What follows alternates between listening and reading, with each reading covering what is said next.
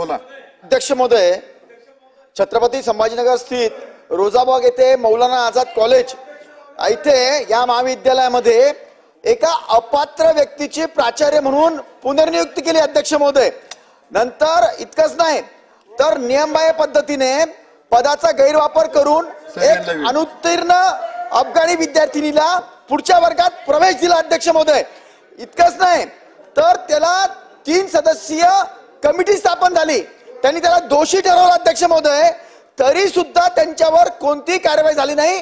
त्यांची हिम्मत अशी झाली पुढे संस्थेचा लेटर हेड वापरून जे सचिव नाहीयेत अजीज मुल्ला यांच्या सहीनं सादर करून शासनाची फसवणूक करून अध्यक्ष महोदय या बाबतीमध्ये अध्यक्ष महोदय मोहम्मद इसा यासीन आणि इतर संघटनांनी यांच्या तक्रारी केल्या।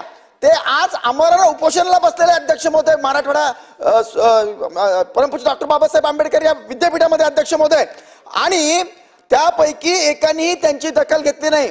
सहसंचालकाकडे तक्रार केली, कुलपतीकडे तक्रार केली अध्यक्ष महोदय। 8 जुलै पासून हे सगळे आमरण उपोषणाला बसलेले आहेत अध्यक्ष महोदय, आणि त्यांची तातडीने यांच्यावर 420 टाकण्याची गरज आहे। त्यांनी खोटी कागदपत्र लावून पुनर्नियुक्ती घेतलेली आहे अध्यक्ष महोदय, आणि या सगळ्या लोकांवर कारवाई झाली पाहिजे ही माझी आपल्याकडे मागणी अध्यक्ष महोदय। दुसरा महत्त्वाचा विषय